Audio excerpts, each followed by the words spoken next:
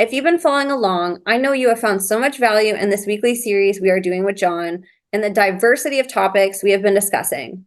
This series is to serve as a tool for survivors, advocates, and therapists to get an insider view and perspective on what to expect going into therapy if you are a survivor, as well as what to expect if you are the therapist or helper.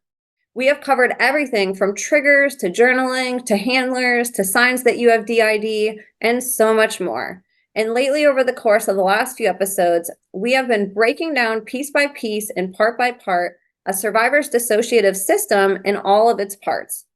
To help better our understanding of these complex systems, Jon has constructed an awesome graphic for us consisting quite literally of moving parts, and we have been having fun reverse engineering the system and breaking it down into palatable bites for you all to be able to step into a survivor's shoes if you are not a survivor, as well as to have a better understanding of your system if you are a survivor who is new to understanding. This has been tremendously helpful for me personally, and I've received the same feedback from many of you. Last week, on last week's episode, if you remember, I even role played with Jon, and with his help, I attempted to imagine I was a survivor with parts, which was quite a humbling experience that made my empathy grow for survivors even more. This information is so crucial for us to know as a society because it's information about our literal body's physiology, psychology, and biology that is all but left out of traditional academia.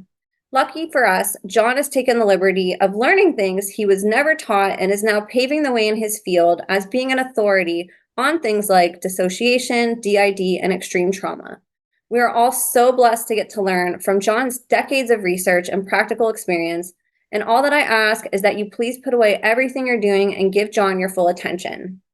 So you guys, without further ado, please help me in welcoming back today's guest of honor, selfless man of God, voice for the voiceless, child abuse and survivor advocate, podcaster, Satan hunter, protector of the vulnerable, and therapeutic warrior, the one, the only, Jon Uhler.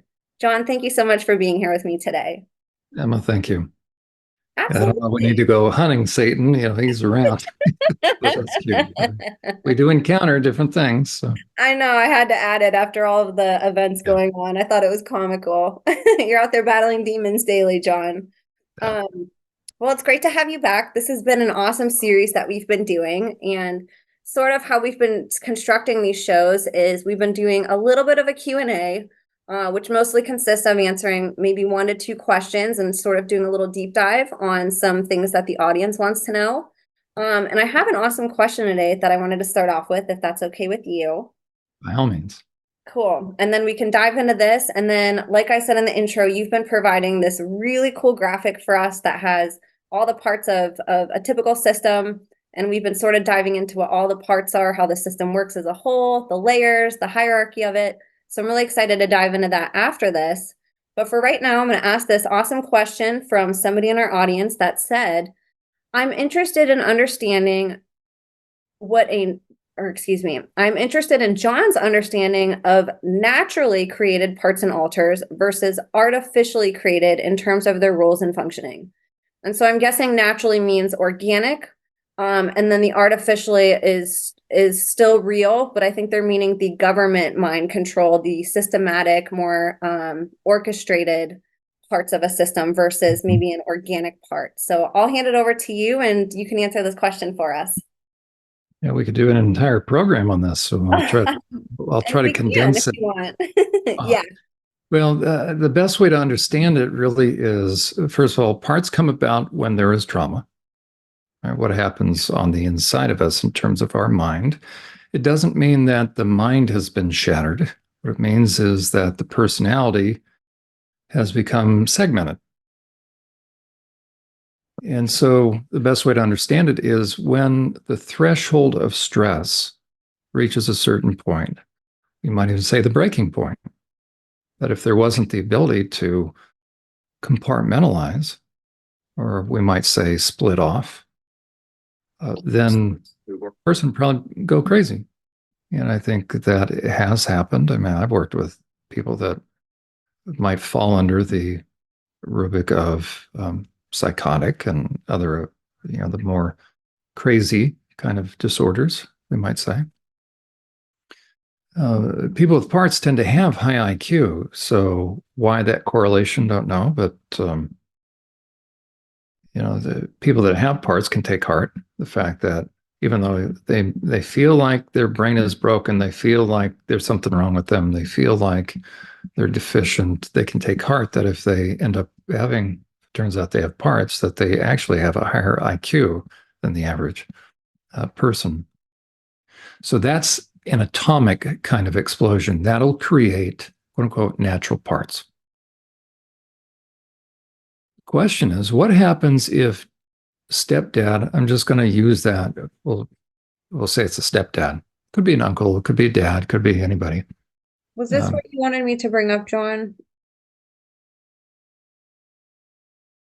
Okay, there we go. That was just recent. So, by the way, those that don't believe in ritualistic abuse, right? It's very, very real. So, a bill was just passed. Okay, so I think embedded within that the story, it may list. Let's go down. Okay, there we go, right there. Okay, so right in the middle, sponsored by Republican Representative Ivory. Okay, defines ritual abuse as abuse that occurs part of an event or act designed to commemorate. So it's actually then, okay, it's adding a little bit more, which is still fine. But think about the person that's perpetrating. In order to do that, you have to have regular access to the kid. So it shows you then if they've added this in terms of a bill, and that let's go on right there, right? The bill lists specific actions that fall under proposed definition, the abuse of children that includes.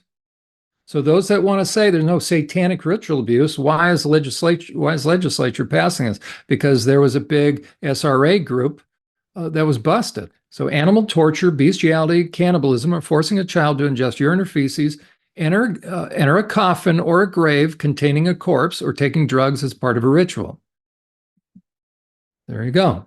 Very So synonymous those that with are all the trying, stories of my show. the Satanic Temple folks, by the way, anytime you want to debate, bring me up. I'm still waiting to hear, but I'm going to call you. It's no longer, as a matter of fact, look down there. We've got the testimony included the stuff of nightmares, devil worship, animal torture, forced bondage, rape, cannibalism, child prostitution, where to go, sorry, and mind control. Also, so physically and emotionally traumatic that the victims said they had repressed memories. Absolutely correct.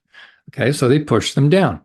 So to the those that are part of the Satanic Temple, first of all, I'm renaming your organization, your little 501c3 nonprofit. Emma, you and I were talking about this before we started recording. Okay, so first of all, you need to go amend your little doing DBA, doing business as, because your little nonprofit is not described properly, by the way. Because you now claim you don't worship Satan. Then stop using his name, stop using the pentagram, and stop putting up statues. Oh, you put up statues of non-entities that you don't worship? Really? Who are you kidding? So you're now surnamed, so I'm going to give you a new name. And if you don't like it, then debate me. I'm waiting. Okay. Your title now is not TST, the Satanic Temple. It is TNT, the non-satanic temple. Because if you don't believe in Satan, then stop using the number one satanic symbol, you plagiarizers. Okay, so now that was an aside. Okay, so getting back to the difference. So if you have if you have the atomic level of blast of the shattering of one's inner world, that's going to create the altars that are there to protect. So the perp is coming in on a regular basis. So not doing the stuff that we read in that bill.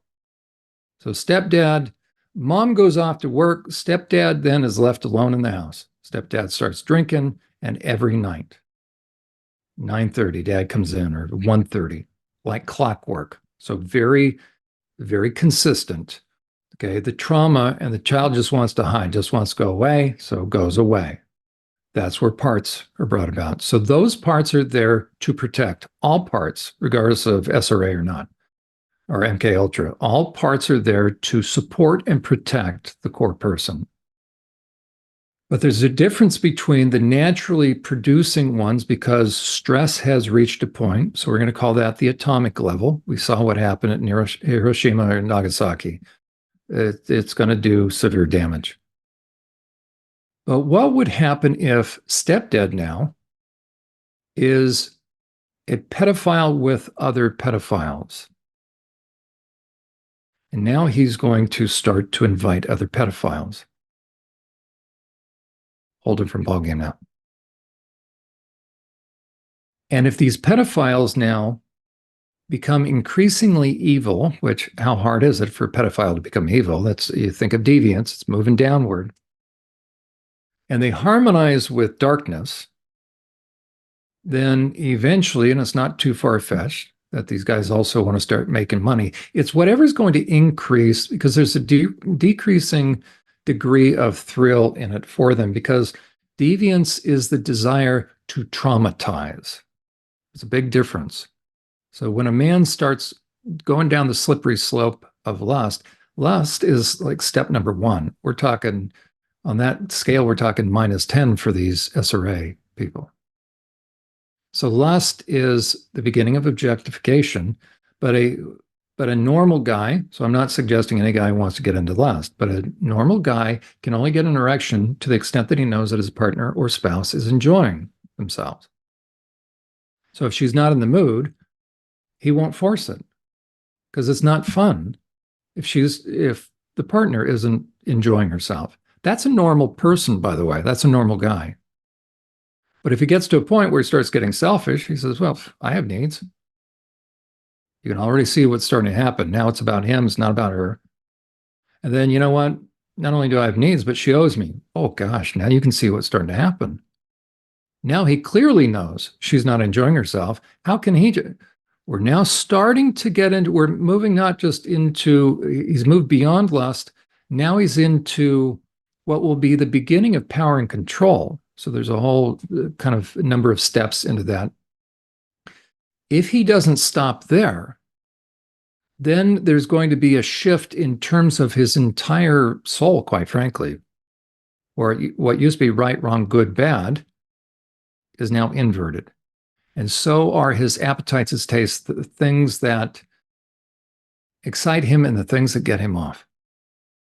So a normal guy would never be able to get an erection if he knows that his spouse or partner is not enjoying herself, let alone in pain, let alone being harmed, let alone being traumatized. But deviance is the realm in which a guy can only get an erection when he knows trauma is being produced. You're not normal any longer. How can I say that? I've been doing sex offender treatment for 15 years on a forensic level. Ran one of Pennsylvania's specialized forensic units for sexually violent predators.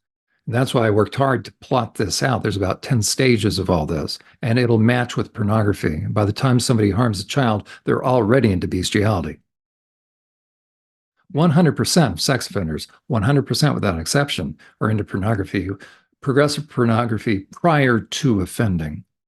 And 100% of pedophiles are busted with child rape porn, and about 98 with the distribution or dissemination of it. That's why furries, by the way, furries are what? Anthropomorphic animals. That's why parents do not let your kids be around furries. And why aren't self-respecting furries, if there is such a thing, why don't they simply say this? Furries is not appropriate for kids. Very simple. Because they want the kids. So it's the greatest collection of pedophiles. I learned about furries from pedophiles in the prison system. Why? They can cover 100% of their identity. You don't think a self-respecting perpetrator would dress up? They'll dress in women's underwear, AGPs. They'll dress up as baby dolls. Guess what category of porn they're watching, by the way? They're putting it out there. Psychopaths love putting a right out there. It's all game theory to them. So by the time somebody becomes deviant, they're already becoming psychopathic. And the one thing that a psychopath loves is toying. We see that on Twitter a lot. They'll hide their identity, and it's chess. It's all game theory to them. And they don't play by any rules. So they'll have the last word, last say, last laugh. So with that kind of person, now let's say that person is harming a child and they run in packs, they run in groups. And now what they're going to do is they're going to systematically increase the degree of trauma because they're getting off on that. And they know how to create, or they know the phenomenon or the dynamic of dissociation. I don't know how they know it, but it makes sense to me because they're evil and they know. Okay, so they know if the threshold reaches a point that the splitting takes place. So they know they're creating this. So we're going from the atomic damage to the nuclear damage now. So the naturally occurring parts, it's a long way of answering it, sorry. The naturally occurring spontaneous parts will be, let's say, at the atomic level. Stepdad keeps coming in, and I just have to endure it. Okay, so the parts are going to come out to be protective. What the perps at the nuclear level, who are part of pedophile rings, because if you have a bunch of guys getting together raping a kid, they're a pedophile ring. Okay. There's no bounds at that point. So they're going to be filming this stuff. They're going to film it live. They're making money off this. They're coming up with creative ways. So if anybody doesn't believe, let's say if we have any of the satanic temple little naysayers out there, it's very simple as this. How many police files have you looked through? Police reports? How many criminal files have you looked through? More than me? You work in a prison? Have you seen what I've seen? Oh, for those guys that are trying to say, this SRA stuff didn't. Oh, okay. So you think somebody would be charged with SRA? Really? No, they're not charged with SRA. What are they charged with? Kidnapping, rape of a child. That's what they're charged with. You got to go into the files to read what I've read, which all the little satanic temple deviant echelon leadership know, which is this. You got to put the pieces together. Oh, they had a co-defendant. Oh, a co-defendant. How many? Oh, a few. And they were doing what? Oh, they were all raping the same child. Oh, this is very interesting. So you had a coordination of rape. Okay. So now we've at least established what? That perpetrators can collectively rape kids together. Okay. Are they respectable child rapists? No. What do you think somebody's capable of doing once they become deviant and it's all about trauma? You think they're going to stay static, or do you think they're going to continue to up the ante to produce greater and greater trauma and to keep the child quiet? And that's where you have then that nuclear level of the elders are going to also protect and keep one another quiet. But let me speak to this for a second. So with satanic ritual abuse, no, you don't have any arrests for satanic ritual abuse. And what I would say is to the satanic temple naysayers, a false memory syndrome is this. You're a bunch of idiots and you know it because you think I'm stupid. You think we're stupid. That what? It's going to say criminal history, satanic ritual abuse. Really? No, but they're going to find trappings. That's why the Utah bill started to add trappings, didn't they? Oh, animal carcasses. Oh, things that almost look like, dang, satanic rituals. Yeah, and the more they find, maybe they're going to actually add, I don't know, I'd love to see. The more things they find, I wonder if they can add charges. So those that want to say there's no such thing as ritualistic abuse, they're trying to tell me then that deviant, sadistic adults will reach a threshold beyond which they wouldn't dare cross because that would be beyond the pale. Really? So you don't think a sadistic perpetrator who's done a whole lot to a kid wouldn't decide to put on a mask to freak the kid out anymore? You don't think he'd dress in black? You don't think he'd put on a Halloween mask, a really freakish one? Really? Then you haven't spent much time around deviant sex offenders, have you? They're sexually violent predators. Well, because you haven't worked in a prison. You haven't read through all the criminal histories that I have. Oh. So, yeah. What is satanic ritual abuse? It's taking it to the next level to traumatize this child. So what's happening is the splitting is taking place. Now what these perps do at the nuclear level is this. They know the splitting is taking place. All the parts are there to protect the child. And now these perps know, because they've increased the degree of trauma, so that now there is such unconscious separation. So it's not co-conscious, but unconscious separation between the parts, that on the inside, each part on the different levels, they can see one another. They can see the different parts. So these evil perpetrators know it's taken place.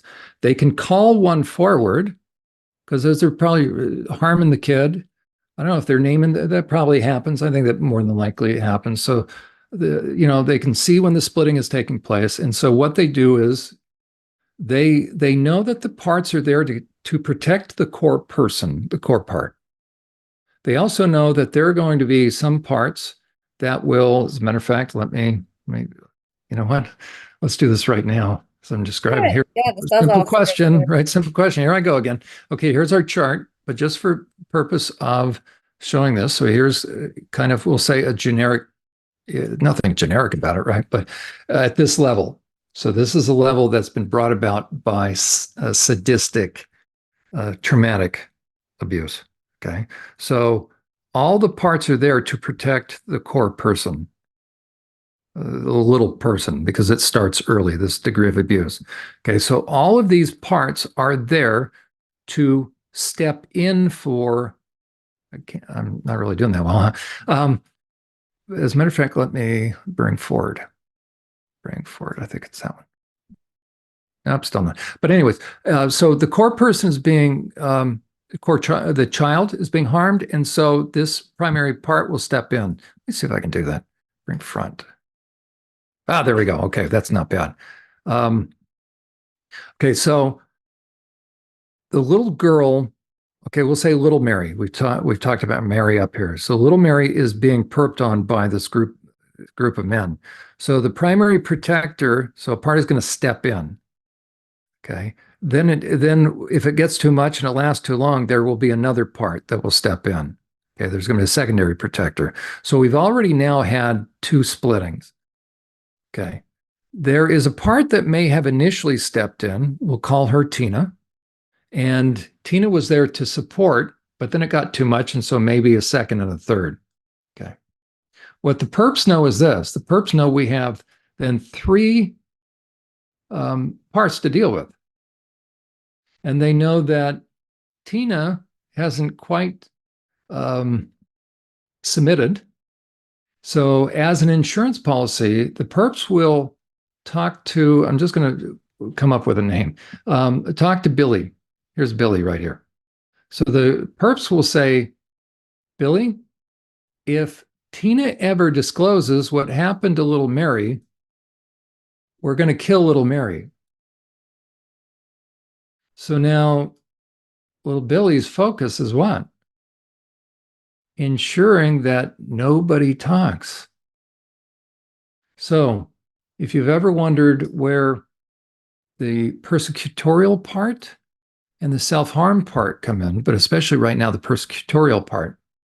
Okay. And so this actually, these are fairly close, right? So their focus is going to be sort of watchmen. And so on the inside, so that what these perps are doing is while they're harming the child, they're talking to these different parts that are going to, their job that now is to keep everybody quiet on the inside. Okay, that is now what, I guess in summary to the question, Emma, it would be, that would be the kind of internal system, and it would really have to do with, quite frankly, this level. Okay.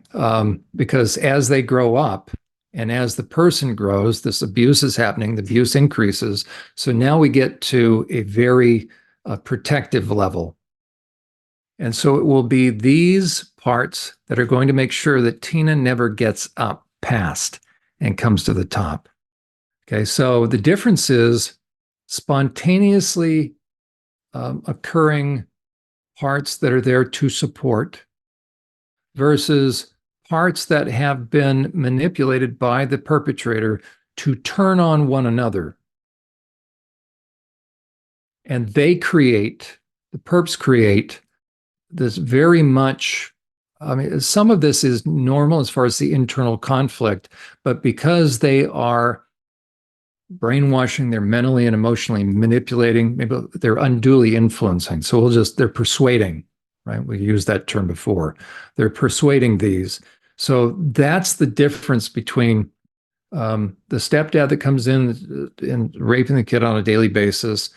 Those parts won't be persuaded or convinced by perpetrators. So it's natural versus those that have been convinced or persuaded. So, Emma, how was that? Or do you want me to keep going? Bless your heart. That was great. Thank you so much for explaining that. I think that doesn't get talked about a lot, and I think people may believe that an alter can only be created by the more systematic or orchestrated abuse like what you talked about. And I think it's important for people to realize that, dissociation, I don't know why my camera's not working. No, that's fine. And I'm going to bring up actually a couple of bullet points. That you can dissociate and that organic parts can be created that don't have training, that don't have specific roles, that splitting can still happen without, satanic ritual abuse or the MK Ultra type stuff. So thank you for answering that, because that's good for people to understand, especially if they're like, well, I didn't go through that, but like I feel like I have DID, or there's relations that I'm seeing with the guests on your show, but I wasn't in MK Ultra. So I really appreciate you breaking that down for people. But yes, keep going for sure. Take it away. Okay. Love this chart. What I'll do is, in anticipation of us still talking tonight and picking up where we left off, I thought I would kind of do a little bit of a review. We'll see if I can do this fast, but I wrote a little sheet here just to bring people up to speed. Yeah. So let me do this. A couple bullet points and then we can dive. I've got some bullet points. I do. Okay, it's right there. So we'll walk through this, and this is kind of where we're going to go tonight. Cool. Oh, Okay? I love this. Thank you for making this. Okay, so we're really looking at now, if I can get this out of the way of my camera there. Does that move in front of you? Does that move the camera, or is that in one spot? Does that move the document for you, Emma? I see it in the same spot as it was. Oh, good. Okay, there you go. Because it's sort of in the camera's make it like a little bit bigger. Oh, yeah. Okay, let me do this. Can you? Okay, Yeah, how's that? Perfect. Okay, there we go. Thank you for mentioning that. Okay, so what we're looking at now is, and everybody just saw the chart again. So we're going to go into the chart and look at where we're going with all this. So we're looking at understanding the dynamics now at the unconscious level. So the importance of the process of becoming aware of the parts. So, you know what? Maybe sorry, I don't want to, I'm going to shift again. Here's what I'm going to shift to. I'll read that while we're looking at the chart. Okay, so there we go. So you saw my notes, but it might be easier as I'm kind of describing this to see it in front of you. Okay, so here we go. So we're picking up where we left off. We're looking at the unconscious parts, which means that we're shifting our focus. No, not here. We're shifting our focus to there.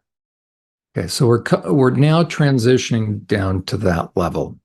Okay, what we talked about prior to this is we talked about there Mary is, forget the arrows for just a moment, but Mary has been sensing certain things been going on. She's not sure whether or not this is her imagination. All she knows is she has depression, she has anxiety, she has panic attacks, but she also has noticed that she's had these internal voices or dialogue, or sometimes I call it static, and things going on kind of either above her or at her. So we'll put her down here. So sometimes and this has happened so long that she's gotten used to it, or for so long.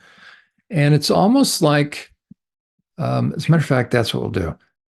Okay, we're going to have she's got multiple dialogue or parts, as it were, or different. She's always thought it was self-talk. Okay. So it's kind of like she has grown up, she's depressed, she's meaning the symptoms now at whatever age she's at, typically as late teens, early adults are now on up. So by the time somebody thinks, you know what, do I have some additional issues going on? Or are there other things? So the one phenomenon, along with the symptoms, oh, we have our primary protective factor. Let me send him back just for a second here. Sorry. Maybe we'll do behind text. Okay, let's see if that works. Okay, the one thing that Mary would benefit from knowing as she goes through maybe a checklist is it's not just that she's depressed, it's not just that she's anxious, it's not just that she has borderline personality disorder, um, it's not that she, um, what else? Compulsive, but she starts to notice about gaps in time. And so the two things that a survivor that will really start to ring true are the gaps in time. And again, everybody forgets things, but these are gaps of time that start to, the more you think about it, it's like the bigger the gaps get, to not only hours to days to weeks, months, and then even years. Okay, so thinking back over your childhood, how much can you remember? Okay, but then the internal dialogue. So that's really important. So it's either then it's like somebody's been in this ear or somebody that's been in this ear, sometimes conflicted, maybe an angry or a critical part, a part that is reasonable or a part that um, is playful. Just a wide variety, but it kind of almost juxtaposed to one another. And then it's almost like these parts go up, you know, and now they're fighting with each other. And it's like Mary is ducking down as she's listening to that stuff go on. Okay, so the internal voices, and again, there's difference between voices on the inside in. This is on the inside of Mary versus the outside in. The outside in are the crazy voices. Okay, so then we started to shift our attention in this series that we're doing to try to find out what are those voices and where do they come from. And so for the past number of weeks, we have been looking at that. And I'm going to see if I can. There we are. Okay, so we've looked at these, looked at the various parts, and we've called those the co-conscious parts. And Mary will start to notice when she goes away, it's not so much she goes away, but I think the reality is she gets pulled in, and then these different parts come out. They are there to protect Mary. And the past few episodes we've done, Emma have talked about that. So we're now getting ready to shift to the different layer. And this is when therapy really gets underway, by the way. Sorry. So we're now going to look at the subconscious level. And the difference is the subconscious level is sort of potentially unconscious or subconscious. And this level gets triggered and when each level gets triggered, but this is sort of this low level conversation. It can become more pronounced. Oh, let's put Mary back there. But when real triggering takes place, it's at this level. And Mary will certainly not have any recollection. While Jimmy is out, we talked about that Jimmy may be Dana's backup. And it's not so much backup, but Dana will come out. So on a scale of 1 to 10, 1 being minor irritation, 10 being just something that's going to infuriate Mary, Dana will step in when it gets from like level 2 or level 3 to maybe a level 5. But beyond that, even Dana starts to get overwhelmed. And so Jimmy, who only knows the 5 through the 10 level of anger. So very much either or in counselor we call black or white thinking. And that also is almost like black or white experiential. You go from not feeling anything almost like 0 to 100 in terms of anger. So that really accounts for this level. The unconscious level accounts for the real dramatic shifting. And whatever the person was experiencing, it suddenly shifts almost like first gear, second gear, fourth and fifth gear. So it really goes into hyperdrive, and people around you will notice.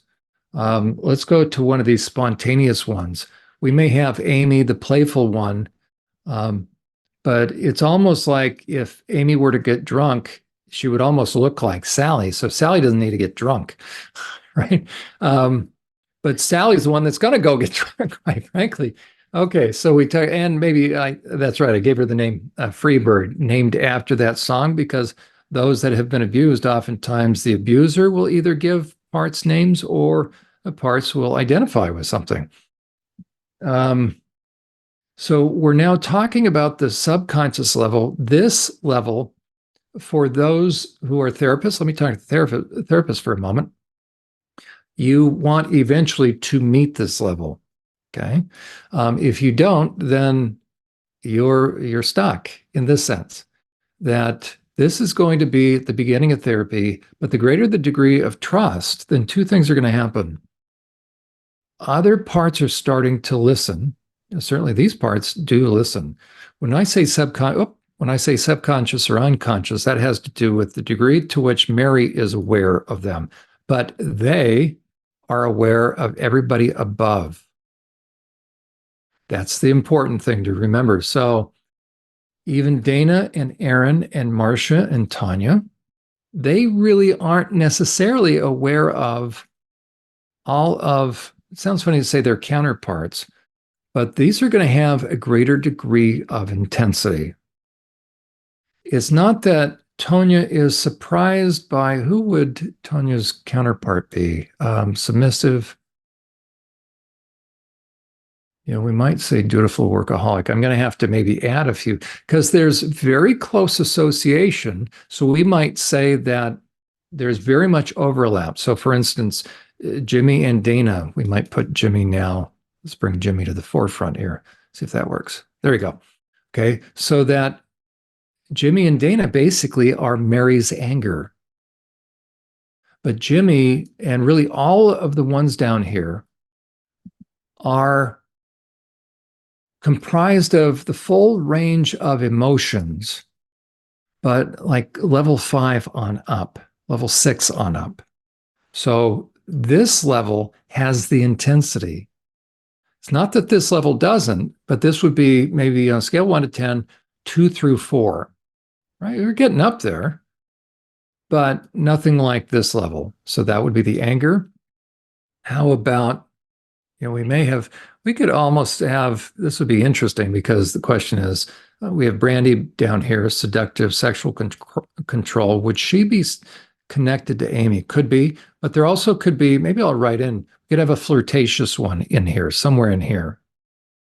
So let's say she's flirting to a point, but all of a sudden, here comes, let's say the flirtation works. And that's when you'll be able to see that some of the groups of these will be familiar with others, and some are okay with each other, some are not.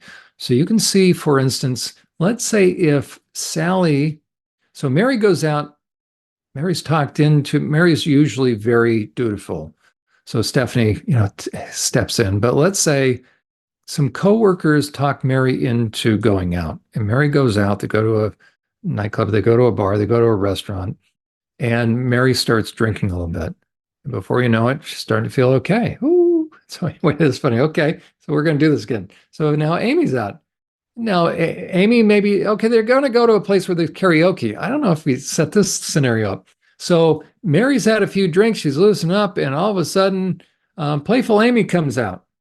And playful Amy's, sings one or two songs, maybe has another drink, and then before you know it, she looks out in the crowd, and she catches the eye of a guy, or vice versa, and all of a sudden, it's woo. So, right, with a few extra drinks, all of a sudden, right, before you know it, qualitatively, we've gone from playful to what? Now, here's an interesting thing. Now that I think about it, okay, Sally is starting to become awakened. So Amy's being playful, she's having a drink. Well, Mary's aware of Amy, or maybe we've got co-conscious level. And so Mary, as well as, don't think Stephanie isn't doing this. By the way, Robin's keeping count how many drinks that Mary's having. So it's Mary's body that's starting to drink, right? Mary's hand is picking up the glass, but Mary's starting to feel good. Well, Stephanie's not quite sure because this is starting to get close to certain lines, but Amy's been cooped up all this time. She's tired of not having any fun, so she, with enough a couple drinks, she pulls Mary in. Mary is kind of aware of, and in a way, they're both singing karaoke. Or how about this? Mary got up on stage. Mary's starting to sing karaoke. She seems a little awkward, but she's had a couple of drinks, and she's now trying to find out what song she's going to play. And all of a sudden, she hears the theme from Frozen. Well, Mary was going to do a different kind of song from, I don't know, the Wine and Roses or so, I don't, more a love song. But all of a sudden, before she knows it, she doesn't know why, but she just has to choose Frozen, right? That song, Let It Go.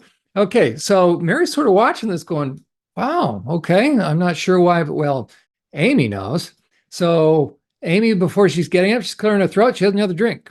Okay, so Amy's going to start belting it out. And as a matter of fact, Dana might be going, yeah, give her a little energy. Yeah, let it go, let it go. That's as much singing as I'm going to do. Okay, so she's feeling really good. And she looks out and she's catching some eyes of some guys who are there staring. And so before you know it, some deeper emotions are being stirred. We may have Freebird going, whoa, yeah, let it go. I'm like a free bird, right? Sally going, oh, yeah, look at those guys. And maybe Stephanie is still saying, what are you doing? We can't act. And then maybe we've got compulsively over. So you can have the internal conflict. Now that I'm looking at this, right? So it's like it's the starting of multiple little temblors, a little earthquake kind of thing going on, because the more Mary is starting to loosen up and Amy is starting to take control, Stephanie's doing what? Whoa, whoa. She downs another drink and Stephanie goes, whoa, I can't. Yeah, she can't get through. But then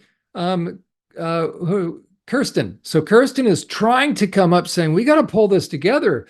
Belinda, she got to work in the morning. And so you can have this internal pull, but it's at a deeper level. But let's say the alcohol is winning. And now these, who do we have? So we have a carefree Daphne who's saying, oh, this will be fun. You can imagine these two would sing together. Let it go. She's not, but she doesn't also, oh, it's just some drinks. And those young men seem like they're nice men. Hello. Okay. Well, and so maybe Kirsten's saying, what are you doing? And maybe there's a protective one. Drill sergeant could be a little protective one. Oh, Brenda's desperate for connection. So you can see how these might go together. But let's say one of those that are trying to put the brakes on, trying to come up, well, you may have distractor, Debbie distractor denial, so basically saying, shut up, and puts her in her place. And so kind of compresses her down. So you've got somebody who is keeping a lid on these parts while then allowing little by little, we've got singing up there. Let me see how many we would have up there. Maybe William, he's kind of testing of the limits, but for right now, oh, okay. So we've got Debbie distractor maybe over here pushing that part down. So we'll put her over here. So remember, this is just karaoke. And then as the evening progresses, so we have playful Amy that started this. Well, then with each drink, right, we've got spontaneous, a little irresponsible, but now we have, so maybe it was first, we're going to have Daphne come up, carefree, naive, but now we're starting to drink a little more and then spontaneously flirting because she notices the guys. And then what's happened? Well, how did all of this come about? Came about through what, ultimately? Through hurtful and abusive relationships. And in what way? Sexually abusive.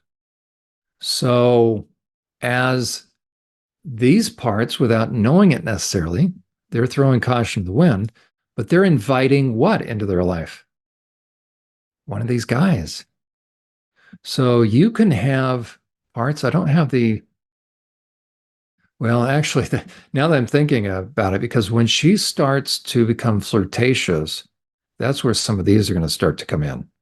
Okay. But we may have, so I'll probably draw another one in here, which would be the careful one.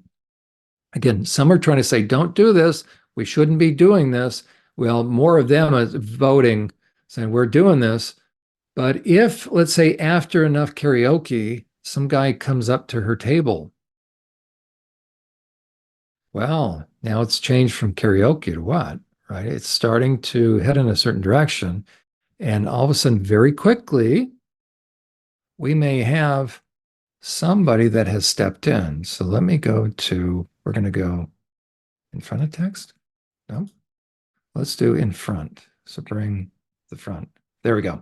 So all of a sudden, though we may have these in the background, when it gets up to a certain point where all of a sudden now a guy is sitting at her table, then in a way, these have all taken a back seat. Oh, not that. Okay. So by the way, word of caution to any guy out there who thinks he's going to go out and pick up a girl. This is not just sexist; it could be the other way around, right? But how many guys sometimes they don't know who they're meeting, and so they just think, "Wow, this woman's really fun."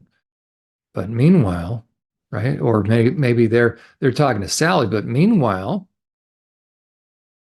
now sex and sexuality takes on a whole different thing because ultimately it's control. And then close behind Brandy is who? Uh-huh.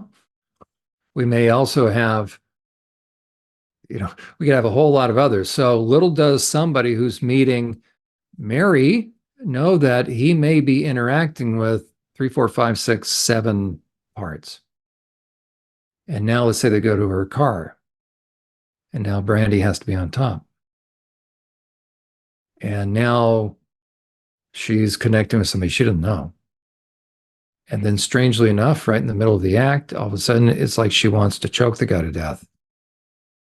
Oh, who's just come out? So you can have a whole lot of interaction. Let me bring him out here in front of text. No. So, anyways, I won't be anal retentive about all this. There we go. Okay. So, right in the middle of having sex with a guy, she's on top. What happens? Right. As a matter of fact, prostitutes, we've all heard of, there's been some serial murdering prostitutes. Guess what? And it's sad because what started it all? Oftentimes the abuse. And so now they're out hunting for truckers that pick up prostitutes. So it's such a sad thing. So very different. Typically, when you have serial murderers that are female, it's going to be that kind of thing where they kill the guy in the act of sex. That's very different. Equating somebody, a woman to a guy who is just a flat out um, sadistic murderer. That's where you would get like the Mother Gothels who end up being dictators of a country, Bloody Marys kind of thing. Okay. Okay. So we're going to so now the night after, the day after, okay, everybody's going back to their place. So the intensity has died down. And so they're going to go back under. Now, what happened? So let's say it's now Sunday morning. So let's say that was Saturday night, and now it's Sunday morning. What does Mary normally do, by the way, on Sundays? Well, hello, right? There's a spiritual part of her. She normally goes to church. Oh, we have to expand that. Hold on just a second. There we go. And Mary's typically responsible, but Mary is a little confused. Maybe she wakes up with a hangover and she doesn't know what exactly happened. She starts to get a little concerned, but because she's lost track of time, there's gaps of time so much, she's not too worried until she gets up and she sees the outfit she was wearing last night. Now suddenly she gets concerned. And then she looks on her phone and she sees a text from the guy referencing last night. Now she's really concerned. And now all of a sudden, we have who are we going to, oh, look at Carrie. Do you think Carrie knew what happened last night? Think about this level. Everybody kind of knows what's going on at each level. Carrie knows, and Carrie is a spiritual part of the rest of these. So Hannah, so when Mary goes to church, she takes, all right, this group together. And that's why Mary, let's say she goes, but she doesn't really want to talk to anybody, or she was a little nervous. But before you know it, while she's there, somebody comes up to her and asks for prayer or something, and it's quite something. So before you know it, she rises, Mary does, to the occasion. And so at church, maybe Hannah comes out. And then Hannah has, let's say she has a spiritual gift of faith. And so she's praying and she's believing God for a miracle. I'm just using that term. But so suddenly, where Hannah met the person in need, or they could be kind of side by side here, one, they're all in the same body. Before you know it, they're operating in a spiritual gift. And then how can Carrie believe? Because Mary sometimes feels like she lacks faith. Well, because you have a spiritually trusting part, Belinda. So these three will encourage or urge Mary to go to church, but Mary has awakened. Mary has a hangover. Mary's starting to see that maybe she didn't stay home and listen to praise music on Saturday night, but now it's worrying her. So she's possibly tempted to not go to church because there's something about she's feeling some guilt. She's not exactly sure why, because she doesn't have the memories. Okay. Now, let me speak to the therapists for a moment. And I'm going to go back to my little outline. Well, I don't even need my outline, but let me speak to this for a second. The goal of therapy ultimately is to help the client be free. You're only going to help the client be free to the extent that they know the truth. And the goal is for them to get to know themselves. So we've talked about how, we have some of them floating around, just hang in there. Just sorry about that. How do I do that? I think I send back. Okay. And then let's send this back. If nothing else, some of you are getting a sense of how to use Word documents. There we go, the little text boxes. Okay. So Mary comes to you and she wants to start therapy. If you start to discern based upon the assessment that she dissociates and she hears the internal dialogue right above her, and also she feels stuff in her cranium, literally, maybe has indications about her dreams that things are going on and the gaps in memory. So that more than likely, then you're going to have to help her risk believing that probably something's going on. So that's where the beginning of journaling is taking place. Okay. So I'm going to refer to my notes just for a second. So the importance of the process of becoming aware of the parts, that's really the first stage.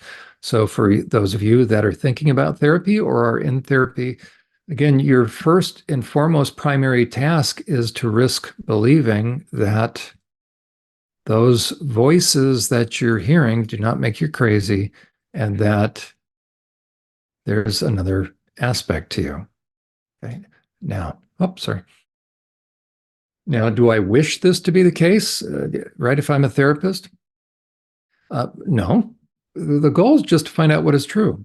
So just because I'm very familiar with this phenomenon, let's say I meet somebody, I have somebody call me up and say, you know what, can you work with me? I'm having a hard time. And by the way, if anybody, I still do, I'm able to work with people, work them into my schedule. So if you find that you want to reach out to me, I'm more than happy to fit you in. Okay. But if going down through the checklist, the dissociative experiences scale, let's say, you can access that on my website as well, or just type in dissociative experiences scale and you begin to realize, if you're the client, that, okay, maybe the things that I'm experiencing and hearing, maybe there really is something to it. So that's the very first stage of therapy. It's you beginning to, you beginning to connect with these parts. And that's hard. Right, because the first part is you have to acknowledge the parts versus dismissing them. And that's such a challenge in and of itself. So that's sort of the first hurdle. And when I say, do I wish this to be the case, meaning do I Do I persuade anyone, even though I may be persuaded that they have parts? Am I going to tell them they have parts? Absolutely not. Why? Because they don't need my opinion. They only need to know what is true. Okay, so well, it could be shorter if you just do EMDR, you just do hypnosis, but I don't want to do that. Why? Because only the truth is going to set any of us free. And Mary needs to come to a point of being persuaded on her own, meaning we're going to work together, but I don't want her to have my opinion. I want her to have my help, my encouragement. But really, the first place to start, as we have talked about, is is to help Mary, if there's enough indication, to help her take the risk of beginning to find out, is anybody there? Okay, so that's where we've talked about journaling. Take it. Sorry about that. I don't know why it defaults when I move my cursor. Okay, so again, if I'm talking to Mary, I'm just saying this, that if you sense, and she probably has sensed for a long time, again, gaps in memory and internal dialogue, I'm just saying, you know what, in a way, let's find out. What happens if there's nothing? Well, there's still plenty of stuff to work on, no doubt, right? But what'll probably happen is, actually, it's true, that if in fact there are parts, then the more she becomes comfortable with me as her coach, let's say, she's on the field of NFL, US football, and I'm just using that as an analogy. I mean, she's the one doing the hard work. I'm over on the sidelines. We're working together. But as she gets to know me, in a way, guess who else is getting to know me? That's right. And actually, I'll tell you what, oops, sorry. Who else is getting to know me? Little by little, all of them. But she's unaware right now of those parts. So it's just a win-win to take your time. I don't want to force this, but what'll happen is this, because these parts have been trying to get Mary's attention for years, then in a way, as they gain trust in the therapist, guess what they're going to start doing? They're going to start saying, hey, in one way or another, listen to him. Because in a way, they know that they hate this chaos as well, or they don't like it because they also know that Mary is feeling chaotic and she's starting to kind of cave in on herself. By the time somebody reaches out for therapy, right, it's not going all that well. I mean, anxiety is up, depression is up, panic attacks, all those things. So this is the first order of events. It's Mary starting to get to know, starting to investigate. She is going to become her own emotional detective. Okay, gosh. Okay, so let me bring up my little notes again. So it's just becoming aware of the parts. And the importance of acknowledging rather than dismissing them. Okay, and then Mary's going to begin to risk communicating with them. Okay? And that's where journaling first comes in.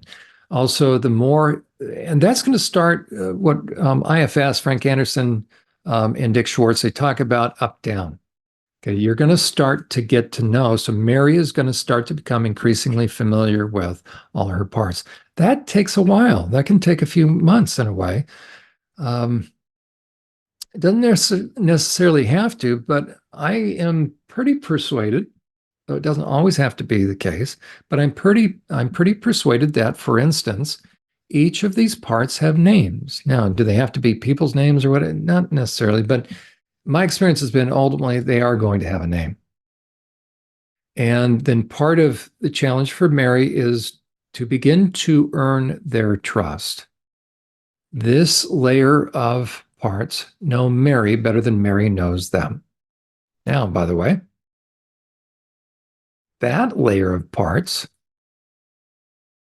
knows these parts better than these parts know, again, the layer down.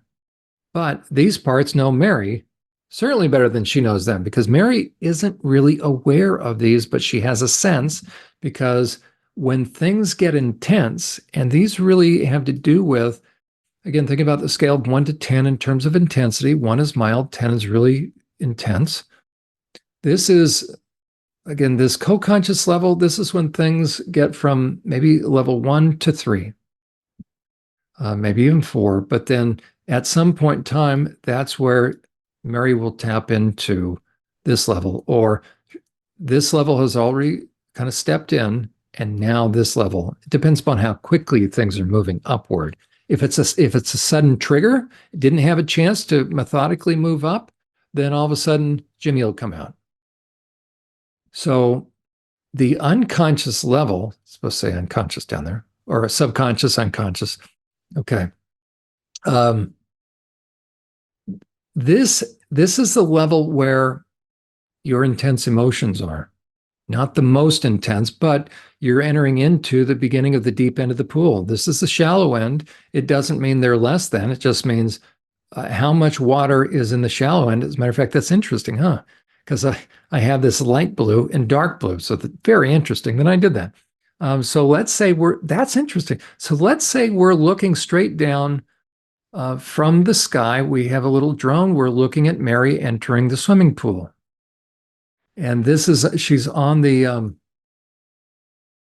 she's out of the pool, and she's going to begin to step into first step, second step, third step. Okay. This is a great analogy. So you're hearing this live, folks. I really like this because I've used the analogy of a swimming pool before. But as I'm looking at the different colors, this looks like darker water. So that's exactly it. So Mary's going to begin to get to know those parts of her that are in the shallow end, kind of not just step 1, 2, 3. Maybe that's getting to know them, but then it goes to like 3 feet to 4 feet to 5 feet, maybe to your chin, somewhere in there. Okay. But there comes a point in time, if you keep going further, tippy-toeing down the pool, you're going to be in over your head, meaning it's deeper. Okay. That's a really good analogy. Somebody quote me on that. Okay. So there we go. So these are deeper emotions. They're in the deeper end of the pool. They're no more, and this is important, they're no more important or less important. They just are at a different level and they fulfill a different purpose. So ultimately, and as a matter of fact, somebody did ask a question about, I'm sorry, I'm losing it, about the co-conscious parts. And what's important to know is this, that, I know, disintegration, there you go, is one of the goals, integration, meaning, let me see how it goes, meaning, will someday Jimmy integrate into Dana and they become one? So we would then maybe do this. Okay. I used to think that was the case. I used to think that was the goal because now we just have one part. We're just dealing with Mary's anger. Okay. So the question is there such a thing like this where they're absorbed in, they become one, they kind of go away, or because Jimmy's not needed anymore, or, they work through enough stuff, and now there's integration. I used to believe that to be the case, which would then also mean what? Okay, let me do this. Which would then, using that same theory, we're going to bring to front, that eventually Dana, who contains the anger, now Mary can accept her own anger, and then they become integrated. Okay. I don't believe that to be the case any longer. I once upon a time thought that to be the case. Okay. I went through a number of things with a particular client, actually Mary. Again, that's not her name. But I thought, okay, this was actually the first time I'd encountered SRA, and Mary has over 250 parts. And I thought, gosh, okay, the goal is, from what I hear and what I concluded, we want to have integration. And then let me see if I can do this. No. But it would really then be everybody integrating. So all her anger then has integrated. Okay, so now Mary's able to stand up for herself. Now, part of that will be true, because in a way, what's happening is right now, Mary kind of, and it doesn't make her weak. It's just the way it is. She can't handle anything above a 1 level or 2 level. It doesn't make her weak because all of this is her, quite frankly. Okay. But she will get pulled in, she'll sort of go away if it gets to, let's say, a 3. Okay. So part of the goal is to get her to a point. It's just normal, right? We want to help her feel more comfortable with intensity so that she can stay present more often. But that's different than, I believe now, that's different than saying that what happened was that we had Jimmy integrate into Dana, and now we'll do both of them here. And now Dana and Jimmy have integrated, and now Mary has now holds all her ability to handle the anger, and now all are one. Okay, I don't believe that to be the case. Okay, what I believe to be the case, and hopefully this will come as good news. Ready? Because I tried it one time, and you'll have to forgive me if that sounds strange, but I got to a point because 250 parts are quite a bit, right? I was thinking, so I thought, well, you know what? How can you become, quote unquote, say this shows you my early development as being a therapist. I thought, well, how can you be a complete person if you have 250 parts? So maybe what we're going to do, we're going to go for integration. And that way, eventually, there will just be Mary. So we kind of did this integration thing and prayer. It was really prayer, which also was helped them all to be one. And what I didn't realize I was doing is inadvertently, I was giving the message to Dana and to Jimmy in a way that they weren't. I'm going to go beyond to say they weren't necessary, but in a way they weren't desired. Well, what's Jimmy there for? And what's Dana there for? Ultimately, for Mary. For what purpose? To keep her safe, to keep her whole, to keep her protected, to keep her calm, to keep her able to manage life. Well, if Mary is being told, and then in a way vicariously Jimmy and Dana, if they're being told that this separation or this internal dynamic is not desired, it is actually slowing the progress. Because still, sometimes what's going to happen is, right, Mary's going to get overwhelmed, and who's going to come out? Right, Jimmy's going to come out, and then probably some negative repercussions. So a message is going to be sent. So I want to caution the therapist: don't do what I did. Okay, but fortunately, Mary was very forgiving. We kind of worked this through together. We figured this out together, which is this: instead of Jimmy being given the message and Dana being given the message that it's this, and then ultimately this, so we would say integration.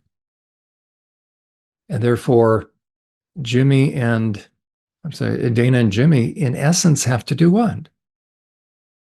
They got to kind of go away. Well, let me ask you this: what is that about?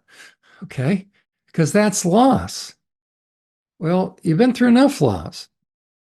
The good news is this: you don't have to say goodbye to Jimmy. Jimmy doesn't have to say goodbye. Dana doesn't have to say goodbye. Why? Because you're important. So the good news is this.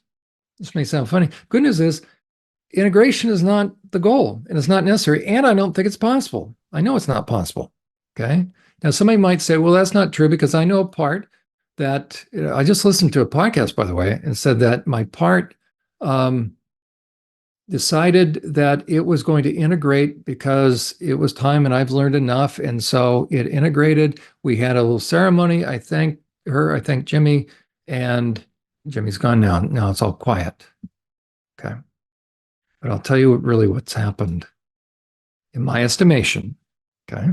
If you, if this doesn't fit, that's okay. Just ponder this.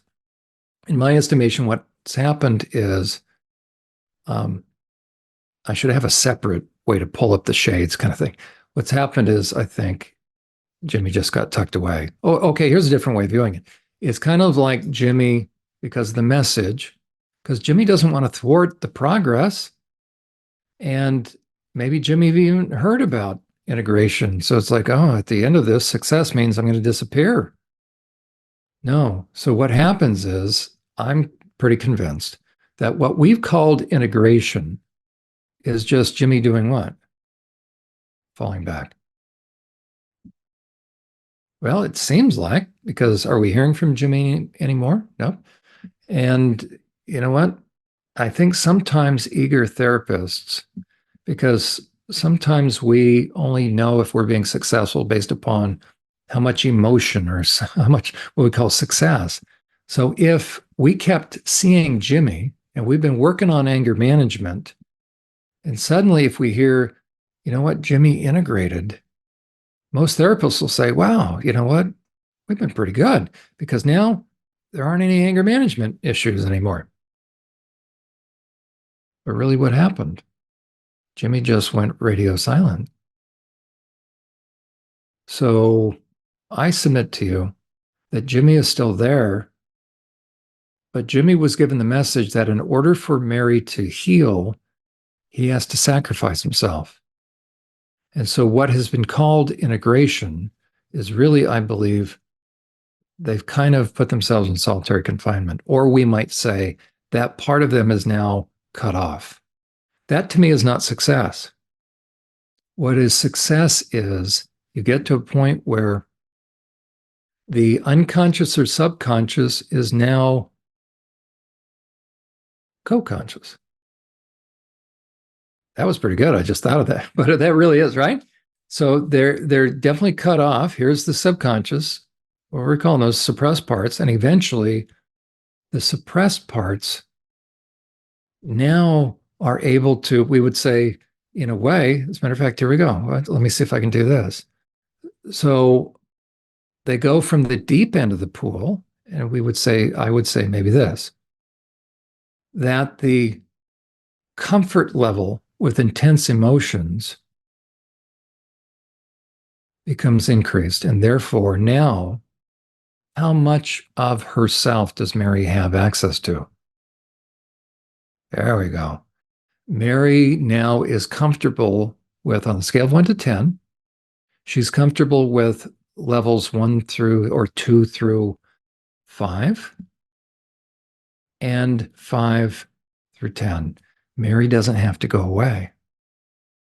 That's pretty good. You heard this first on Emma's program because it's very true. That's great, and it's true, right? So I love it's it. right. So it's not that I want integration because I don't think integration's first of all, it's not here's my bias now. It's not possible and it's not necessary. Why? Because these are all us. They're not going anywhere. What we want internal communication where it's now like, how about this? You're on a football team. Sorry, I watch football sometimes. I'm not like a super fanatic. I used to be kind of. Okay, so we've got one, two, just for the sake of it, 1, 2, 3, 4, 5, 6, 7. So we've got, 8 of us. I think there's supposed to be 11 players. We're kind of at a deficit right now.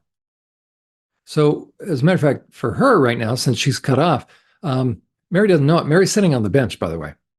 Okay, so she got to get in the game. But all things being equal, Mary's trying to play football with only half a team. So no wonder she gets exhausted. No wonder, her anxiety's up and her, all the different symptoms. But could you imagine if we could have complete access to a full roster of players? And we look over at the bench and it's not just a bench, but now we say, hey, they come out of the tunnel. Now they're on the, now they're all on the bench. And so all of us have seen in football where you have the exchanging of players. So now there's a free flow. And what's most important or equally important is this. There's now a lot of, as a matter of fact, that dynamic in her ear and above, that's now going away because now she can get feedback, Mary can, from all sorts of, we got to start just multiplying this out. As a matter of fact, this is exactly eventually, this will be part of what healing will look like, by the way. Where's my other arrows? So that, okay, we're going to, right, that from all the different team members, when Mary is required to connect with, or I'm sorry, when Mary is facing something, And she goes into, here it is, for the first time, Mary comes back, gets off the bench. She's now in the game. She's the quarterback. Oh, this is a good one. Ready? I've never done this before. We're going to watch this. So Mary, in a split second, let's say mother-in-law, let's say somebody that ticks her off, let's say somebody that's going to try to take advantage of her, in a split second, or something that she anticipates. So what Mary's going to do is this. In a split second of time, I've never drawn it like this, but this is so true. You're seeing it here first on Emma's program. Okay, so what am I starting to draw? Okay, I'm messing up my drawing, but this will be great. Okay, so if I can do this. Okay, so I'm going to draw kind of a circle. So think about football. Before each play, what do? They huddle up. So Mary's going to have a huddle. And in this case, if I could make a big circle, so we're not limited to 11 players, but what's going to happen is this. Mary has a decision to make, or Mary is having to confront something. And what's going to happen is this. Mary is going to find out from each part. It's really problem solving in split second. Mary's going to get input because Mary can only be one place one time. But all these parts around her know the lay of the field, what's going on in the field. So now, in a constructive way, so this is really what healing will look like. Okay, so instead of integration, which would mean everybody becomes, it really goes away, and there's only one left on the field. Wow, I can do that. Oh, look, okay. So, okay, we would say this. Mary's integrating. Let's see if Sally. Oh, wow, I didn't know I could do this. Okay, you guys are seeing it first. Okay, so if you think integration is the goal, what we're going to do is this. Without knowing it, this is what we're going to call integration, right? Because now there's just Mary. Oh, no, let's stay over there. I didn't realize that. Okay, I had it set up. This is pretty good. So if you talk to a lot of therapists or you yourself, if you've seen movies or whatever, then in a way, the working definition is, oh, look, we're becoming more healed. We're becoming more one, okay? And therefore, Mary has fully integrated. Okay. That's a pretty good picture. Thank you very much, right? Now, we would move these out, but what I would say is this. Theoretically, if it's possible, I guess, but what's happened is this. Practically speaking, if you think this is the case, then how does she become uncompartmentalized? Because that has to do with trauma, okay? But it also, I mean, she doesn't have access to the full extent that she used to those aspects of her personality that were contained in that segment. So I submit to you that this is not only not possible, but we don't want this, okay?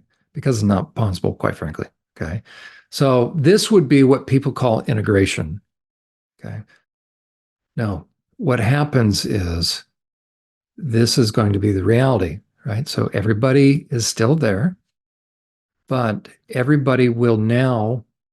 So if I could draw, as it were, like a football huddle, so I'm just going to use a few of them, okay?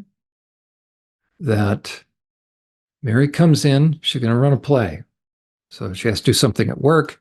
She has to, going to go to church, she's going to be around family, something. So she comes into the huddle, and very quickly, she's going to get feedback from each part, okay?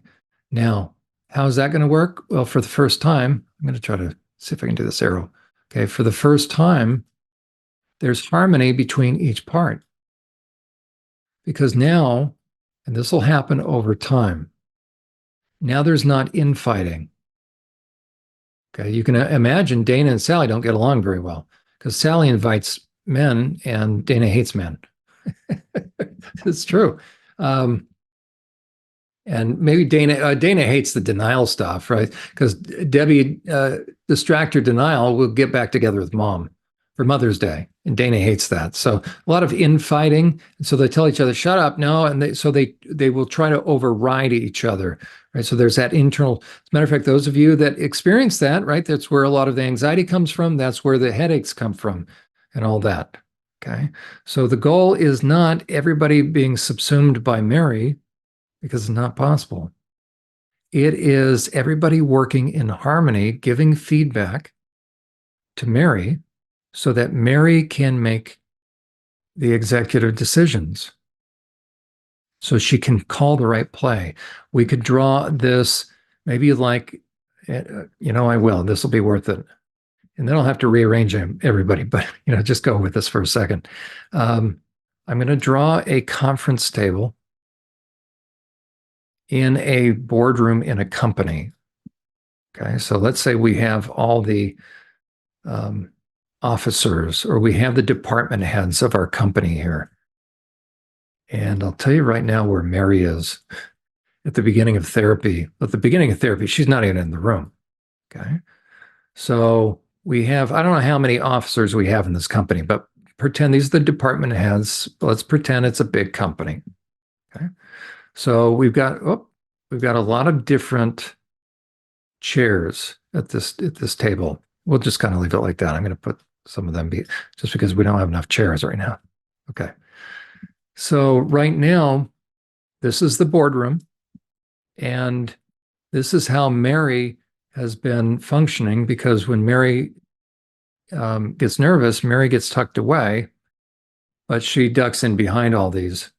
And so she gets pulled in. So her executive committee takes over. And they've been running the company. They've been running the ship.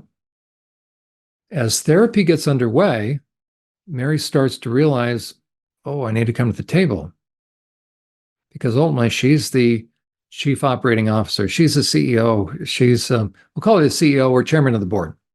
So initially, what happens is this. They will make us, as long as you're not going to go away, meaning if you're committed to this, they will make a seat at the table. And there you are. But let's say, oh, the drill sergeant, that's very interesting. Let's say this is the CEO's seat right here.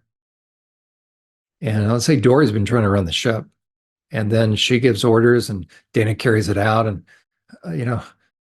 Nancy will get down on people for not, but it's very interesting. Okay, so we'll have the drill sergeant as the person that is running the joint, or is keeping things in line, because all Dory knows is that's if you don't get down on them on the inside, so maybe the inner critic, you're not going to make progress. So Mary has finally won the confidence of these parts. They are starting to talk to her individually. So that's where the up down comes in. That's where the journaling comes in. So we could multiply these arrows. Okay. So to those of you out there that are the Marys, right? You're starting to get to know each one. And then as you do, eventually you're earning their trust that you're not going to go away. So much so that when they know you're not going to go away, they will allow you a seat at the boardroom table. We could almost do this. I'll draw this. No, I'm going to do this. And let's find a shape here. Okay, hold on, sorry.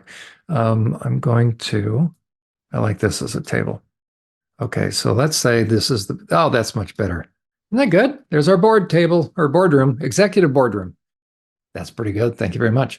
Okay, so Mary, the client has finally decided, okay, I know they're there. I believe in all this, and I'm not leaving this time. Because ultimately, Mary, you need what they have, because they also have your memories.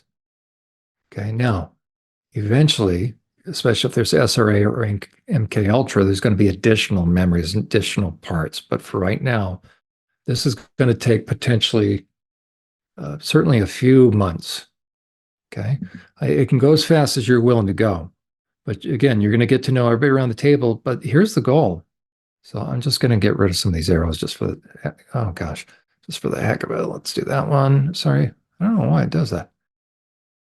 Okay. So eventually, though, as I'm working with Mary, I will want Mary to eventually, let's just say, switch places with Dory. Not because Dory is less important, but now the chairman of the board, the president, the CEO, has taken her rightful place. And now I will use the arrows. Now there is, as a matter of fact, let me though make them. Can I do that? Where'd it go? Let's do white. There we go. So now there is free flow of information from one part to the next. Anyways, you probably know what I'm getting at here. Maybe we'll go front, bring forward. There we go. Okay. So now there is the free exchange of information that Mary is able to get. And eventually there's also order. So not everybody's talking all at once because the respect between the parts is also starting to grow because each part now knows that Mary is going to listen to them. So they don't have to shut each other down. They don't have to fight. They don't have to call each other names, right? So everything's going to begin to settle down in terms of the internal chaos. Trust me, there's still a lot because eventually you're going to start to uncover memories. Okay. That's hard enough without the internal fighting.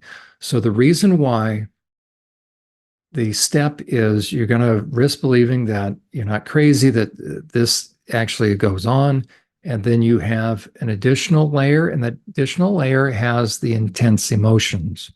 So my goal with Mary will be to help her understand, yep, she has parts, to begin that straightforward communication with them, then also to begin to realize, okay, there's deeper parts and she has to be okay. But the tricky thing is this, these deeper parts, let's say Sally here, whenever Sally or wherever, I bet we can get, there we go. What's happened whenever Jimmy has come out? I mean, Dana's one thing, but whenever Jimmy's come out. So we're having to reframe for Mary the role of the unconscious parts because they are more intense. So ultimately, that's going to require Mary beginning to become educated on her own emotions, knowing that intense emotions are okay. Now, in anticipation of the next episode that Emma and I do, okay, you can kind of then sense, or hopefully, or my hunch is, when I said you're going to have to start to be okay with, or part of the goal will be starting to be okay with intense emotions. As that is being accomplished, other parts, of course, are noticing because they can see from their level up. They know that this is starting to happen. They know that there's order that's starting to take place. They know that Mary is starting to get to know each of these. So now, in a way, this is where it will start to, you're going to have lulls. It'll get better and then it'll get worse. But this is sort of what you want. It's going to get worse before it's going to get better in this sense. Because order is taking place, because Mary is starting to get to know them, and because the sound of the therapist's voice, and not just the sound, but the relationship, the trust that's being built, is starting to sink down on a deeper level, because damage was done through relationship, healing will come through relationship. What will happen is, as good work is taking place and things are starting to become a little more organized and anxiety, depression is starting to decrease, then what will happen is, for those that have experienced sadistic stuff, that the nature of the therapeutic relationship and the progress they've seen will by nature start to cause truth to start to rise.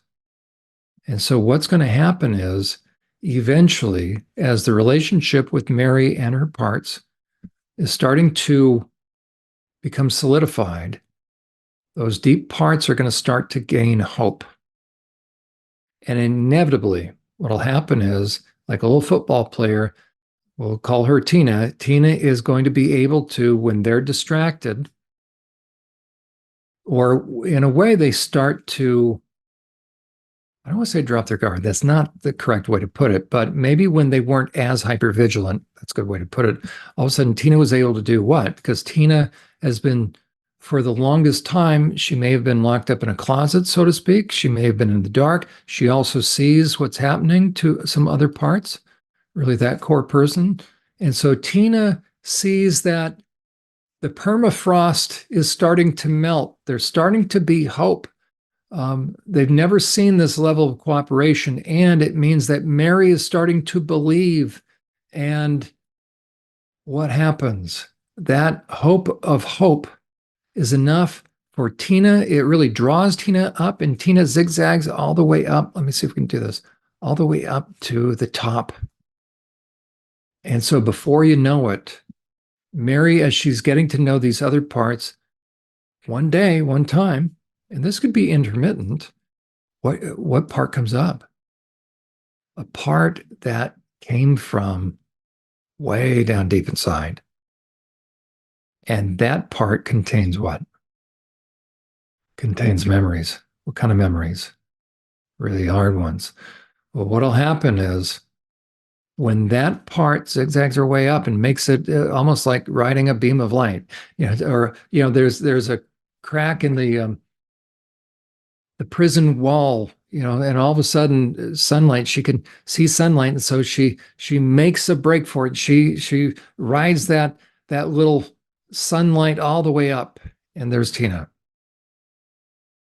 Well, hopefully, if this has been going in a progressive fashion, and that's why I'm not too. I don't do hypnosis. I don't do EMDR for this level of healing, this level of trauma.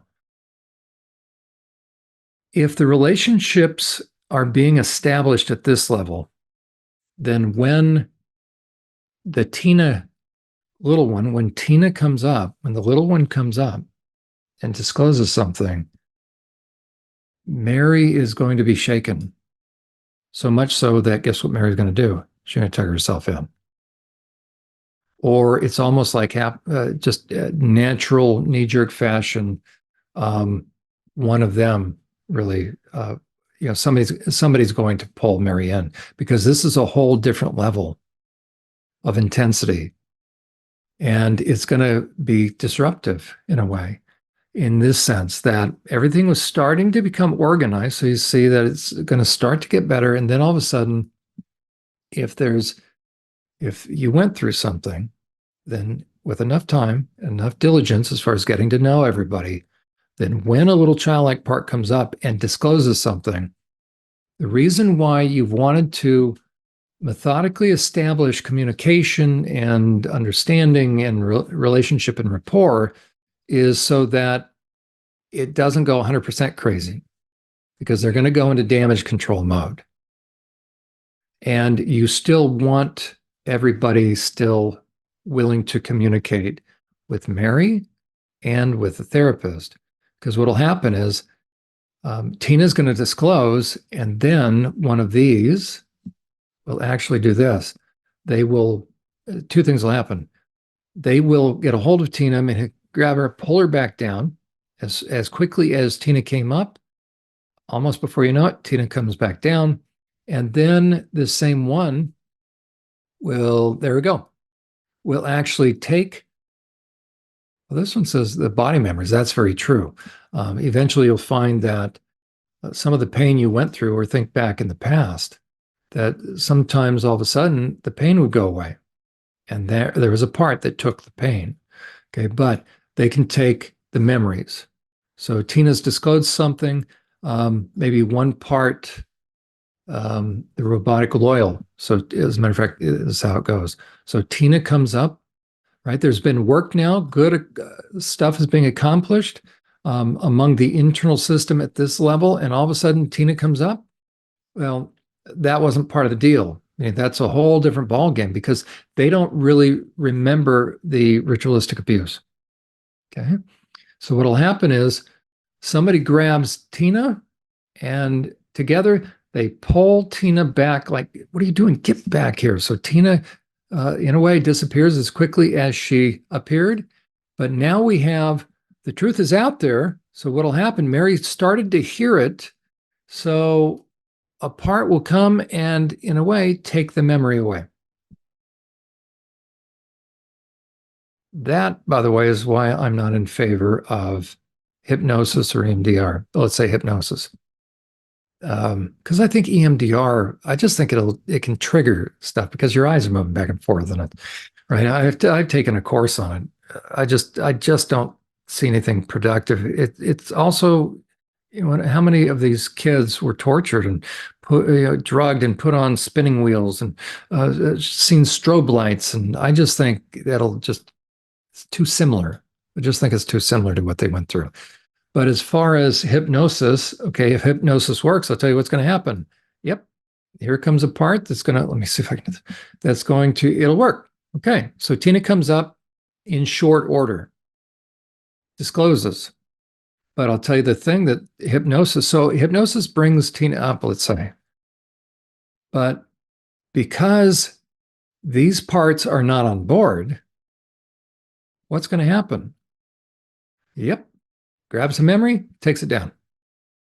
You're going to be in an endless loop unless and until, as far as a therapist, I'll talk to the therapist for a moment, unless you as a therapist do this methodically, and eventually, guess who you're going to have to get to know? Okay. You're going to have to get to know these parts. Now, Tina will still come up. Important information will come your way. You write that down, you keep that to yourself, because you'll get a sense of then what poor Mary went through. But if it's too early, as a matter of fact, if you then tell Mary during session what Tina disclosed, does Mary have any conscious recollection of what Tina disclosed? Nope. And so Mary's going to look at you and all look like you're crazy, or that you're crazy, but then you're going to freak Mary out, because now you're telling Mary that in order to get better and healed, she has to remember what? Well, she's not there yet, because you went from level 5 stuff. Mary's still trying to figure out, was she the victim of incest?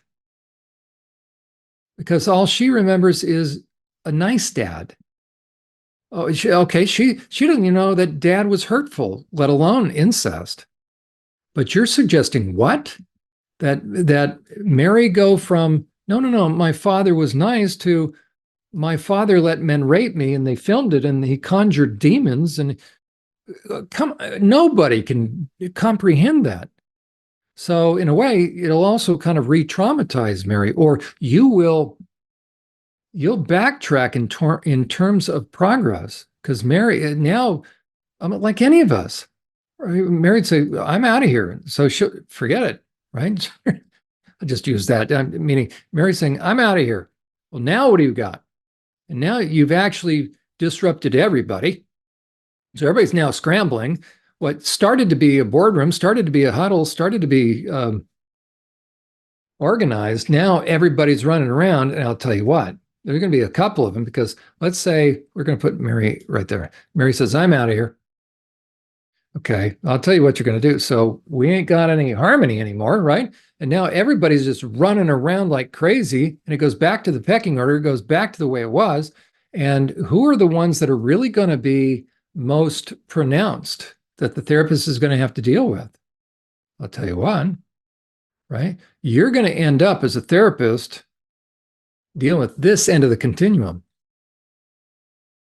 And if something was disclosed, I'll tell you what, because they had to come out and take it, and you might even meet one quickly. Guess what you started to now dislodge, because this level is there to keep everything together, really, this level and this level separate. They have to make sure no information crosses this barrier. Well, it did. So what do you think happened? Man, sirens went off, so to speak, and everybody's now in operational mode, because this is the level that was threatened, right? Who was threatened? The core person was threatened. All of these, if I can, right? All of these really are double protective of this person. But at the same time, they've got mixed emotions, and that can all be clarified. So if if Tina came up, now what you want is for Tina to come up, but if you force it too soon, right, then what happens is everybody goes into damage control mode, and what happens? You're going to have some that will now have to target Tina with what? Potentially death. Well, if Tina dies, ultimately, what are we talking about? So if I'm going to make up a name, but let's say the persecutorial part was Baal. Right? Some of you that would ring a bell, right? Or we could say Willard. There's a movie about that, but it's a whatever name. Let's say Willard kicks into. Now we say a program, but again, persuasion. So that because all of these are stuck in time, they still think that the perps are there. That because to them, the last thing they knew is what? Okay, that the perps are hurting the little ones. So the persecutorial one will go after Tina to silence Tina. And then the self-harm one is going to do what? For a couple of different reasons, including channels off anger, keeps secrets, follows orders, self-blames. So it's very common to say a trigger kicked in. Okay. But again, it's not so much a trigger. What is the program? Okay. I want to reframe that. Okay. It's not a program. Now, I know that's what you're familiar with. It's kicking into gear the belief system of these parts that became persuaded, meaning they just know that they know that they know. So it's not so much programming, again, because programming is like somebody sat down at the keyboard of a computer. Well, how are you supposed to deal with that? That means you're not in control. Or, something has happened, was placed upon you, kind of like curses and things like that. Okay. These are not true. Okay. What's happened is this, right? Somebody can run their mouth all they want. They can curse me all day long. I'm not even worried about it. Proverbs says an undeserved curse. And you say, aha, there is curse. No, only God can curse. Okay. What it means is this, right? The occult believes that they have power to run their mouths, cast spells. Okay. They can do that, but there's no power in that. Only God has power of the spoken word. But if I believe it, now I'm giving them power. So for instance, okay, this I might as well say this. Houses aren't haunted, by the way.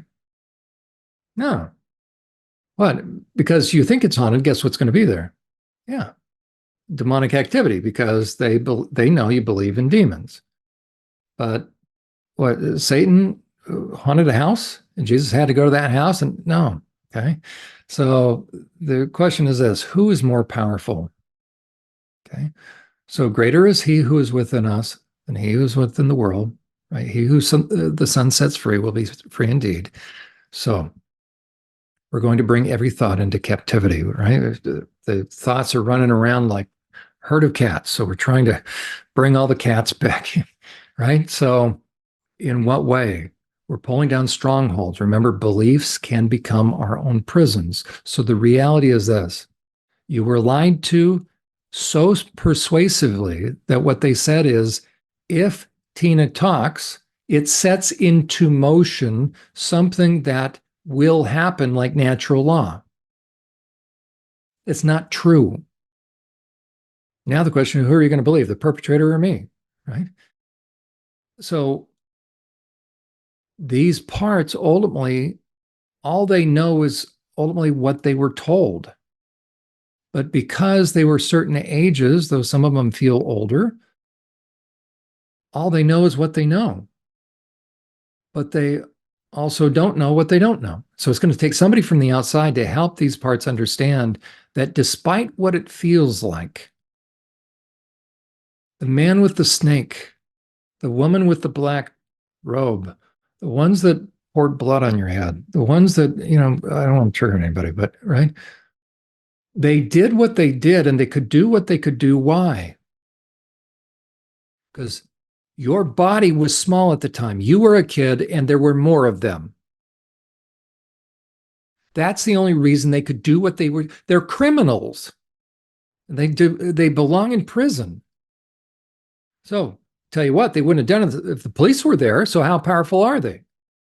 Okay, so it's really important to know that when you get triggered at this level, when these parts get triggered, they're going to still be very dutiful. Okay, right there, dutiful, but they're operating on mix on really the Stockholm syndrome in a way, right? That mixed emotion because of the intensity. So all that to say, little by little, for a therapist, you're going to get to know these parts because these parts, so every part, right? You're going to start at the co-conscious, you're going to begin to work your way, you're getting to know them, and it will naturally happen. Some parts will come up, but as these parts come up, it's going to trigger these parts. You're going to get to know those parts. They will be oppositional at first, but guess what? So was Jimmy initially to you, to a therapist. Jimmy was not user friendly. Why? Right? Because if, as far as Jimmy's perspective, if what's being proposed is successful, then all hell's going to break loose. So we are casting out falsehoods. We're pulling down those strongholds, which is another word for prisons, false beliefs, false teaching, and we're getting rid of fear. This, if perfect love casts out all fear, then guess what? None of these really love, right? Loyalty, what's loyalty without love? It's just slavery. So we are beginning little by little, and the whole process of therapy is about letting truth do its work. So I, as a therapist, don't need to force it. I just facilitate it. The hard work is for Mary, for the client, to begin to risk believing that these different levels are true.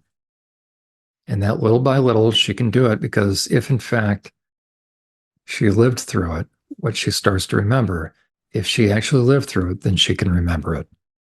Though it feels like it's going to kill her, understandably, because it's like that fighter jet that broke through the sound barrier. Fighter jet's going to have to slow down and reconnect with that power. But you have to trust that though you walk through the deepest and darkest of valleys, that the Lord will be with you. I only think I got through 30% of my notes for tonight. But I think that's probably enough for somebody to take in. So, Wow, that was a lot of information. That was great. I really appreciate you sharing that. And that graphic is just so neat. It's fun getting to see the parts moving and, seeing sort of, I guess, where the collaborations happen or where conflicts can happen and getting to see that visual of sort of the hierarchy and the tiers. So I really appreciate you putting that together and helping break this down. I know it's not an easy thing to explain, and I appreciate you giving so many different examples that people can sort of soak in and, take in and try to understand. But it's just like, it's really cool getting to do this with you. I really appreciate you covering this with us. well, you're more than welcome. And I'm glad, Emma, that you're willing to um, do a series like this. There's not a lot of one person kind of had reached out initially to me, and then I think for whatever reason, it wasn't the right thing at the right time. So I think this is the right thing at the right time. You and I are both committed, right, to helping each in our own respective ministries, so to speak, our own work. But then what a neat thing to be able to collaborate with you on this. And people, I think, can tell that part of me is working through stuff in real time. And only on the Imagination podcast can people get the full, complete. I mean, I'm putting brief excerpts, brief here, an hour or so on my own channel, but your the Imagination podcast is the only place I can get the entire unedited edition of each of these. So I'm pleased to lock arms with you, and we're helping march forward and helping to really beat back the gates of hell and hopefully provide stuff that can set captives free.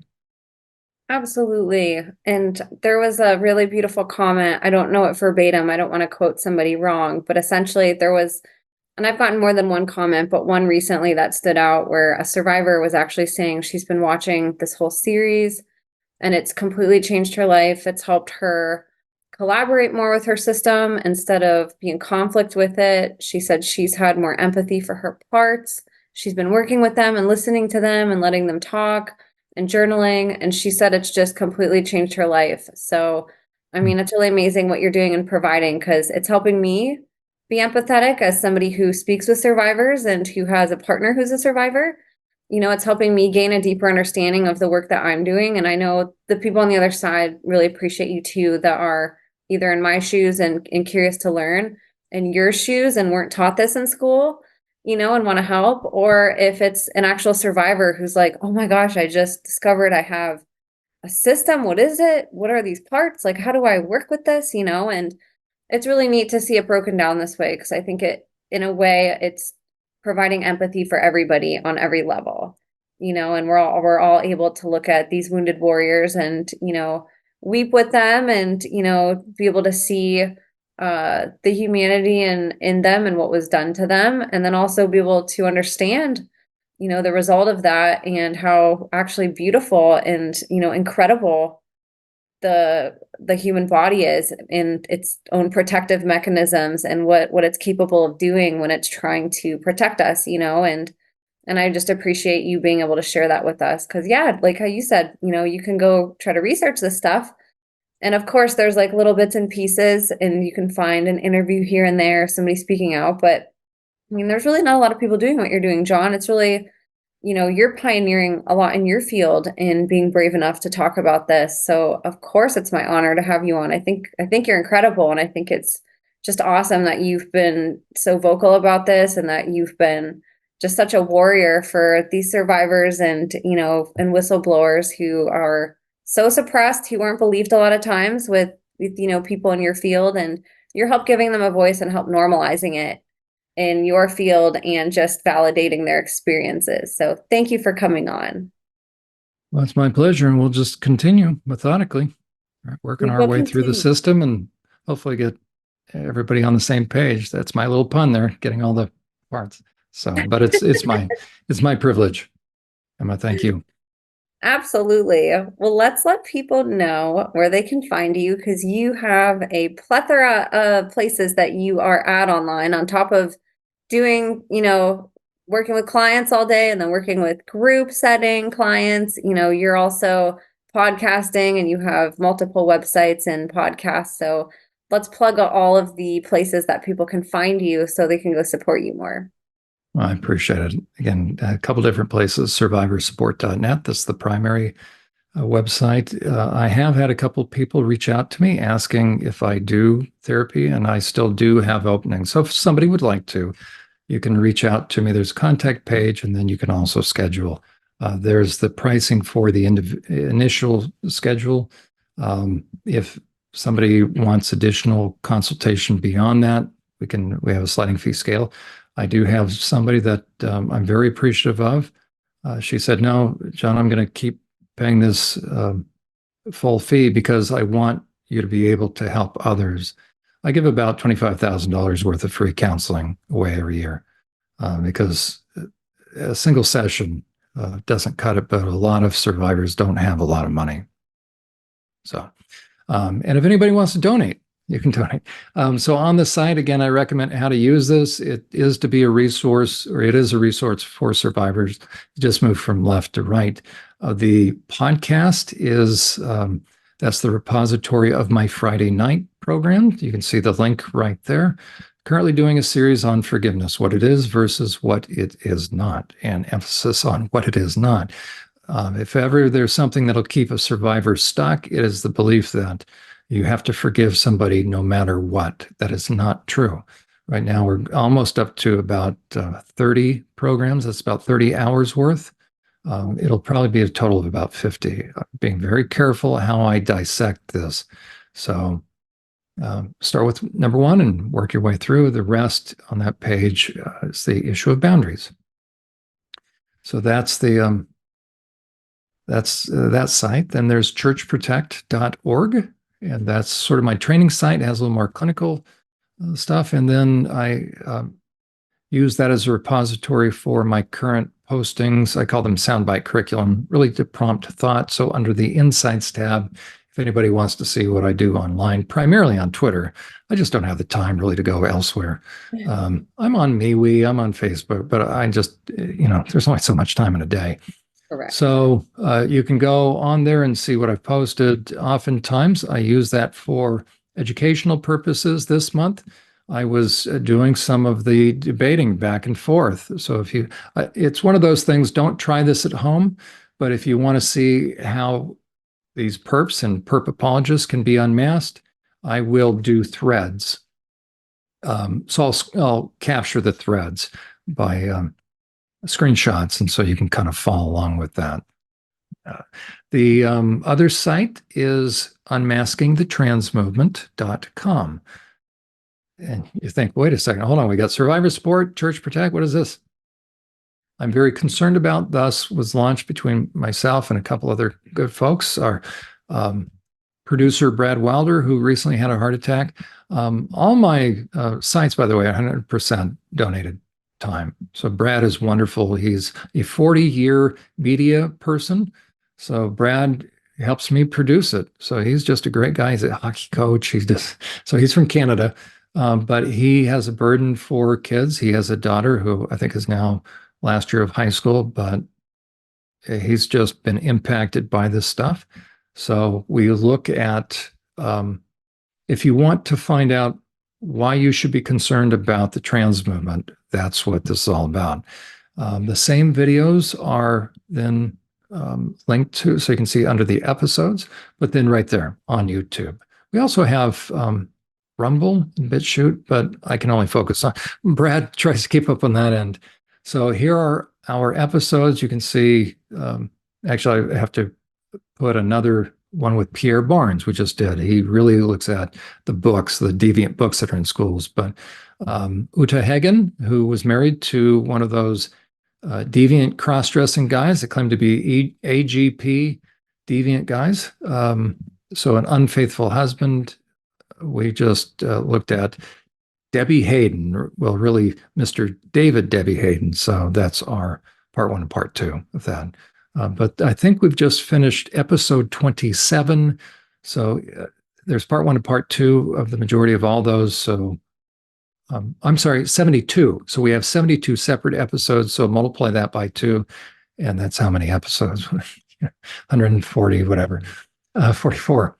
Okay, so a lot of hours, very good clinical information. So if you want to educate yourself on being able to speak authoritatively, or at least well educated on the trans movement, spend time on that. That's what that's all about.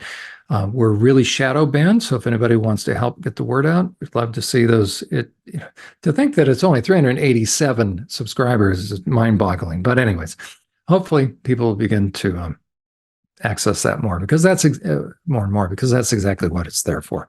Then the last thing, well, I've got my blog, SurvivorSupport.us. You can see that through either the website, there you go, or go to SurvivorSupport.us. So I haven't been able to write anything recently just because but I would say they're timeless.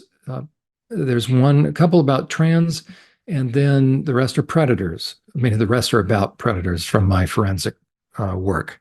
Okay, so that's there for you. And then YouTube, my own YouTube page. There we go. And so you'll see the smattering of everything that I do. So you see the Unmasking the Trans Movement, you see Journey to Healing episode, you see the different interview. There we are, Emma. So that's an abbreviated version of this. So the one I do with you is usually 3 hours plus. So, if someone were to look at this, they might ask, I don't see the rhyme or reason, John. It seems to jump all over. That's because my YouTube is really a repository of the most recent things I've been doing. And then the last one is my Twitter page. And that's where it is Uhler_Jon. Oh yeah. And that has all of his links on there. So it's sort of a one-stop shop. You can find all of his links.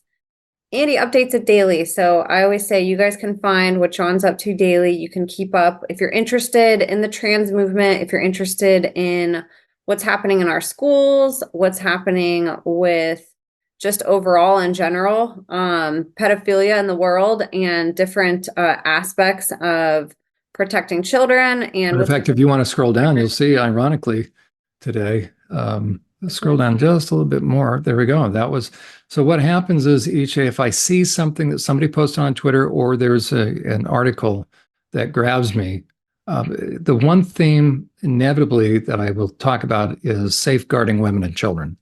So anything that places women or children in harm's way as far as perps, that's what I'll comment on. So this one, there we go. You've got this deviant guy, just like Sam Britton, who was part of the same. Look at, they're dressed up as a nun. So all these guys are perps. He was found in possession of child porn. There's a shock. As a matter of fact, Emma, if you want to click on the verbiage, what I've added. No, I've got, yeah, right there. Now I'll show you what I also do, just so the audience can see. Is then after clicking on it, you can scroll down and you'll see the thread. So what I try to do is then provide in one place. So you can see these are different videos that are on my site, but I then, or other additional articles. And so I try to create, as it were, a thread of about 8 or 9 articles. So there's from my blog, there's another one from my blog, just so that if someone shares it, then what they're doing is they're able to share. And there's one on pedophilia there that we did. So the push to decriminalize pedophilia, I think that's what brought that to mind. So when I find an article or something worthy of note, I comment on it, and then I will try to add additional posts or tweets to that, so that in one really ongoing thread, there's multiple resources. So that's kind of my rationale, what I do behind it. And there we go. That's terrific. And Jon always puts up whenever he has new episodes, different appearances on podcasts, and just different projects that he's working on day to day too, whether it's something that he's adding to his website or a new resource for you guys. He puts a lot of effort into keeping up with his Twitter. So I would definitely encourage you guys to go connect with him there. That way you guys can keep up day to day with him and actually interact with him. I love YouTube. It's a little bit hard though as a creator to create a community, and I think Twitter does that a little bit better. There's a little bit more personal engagement on that platform. You can message Jon and reach out and support him. You can comment and engage with him on a daily basis. So it's a really great place if you guys are supportive of this, or even if you guys have questions, feel free to write them in the comments here on YouTube.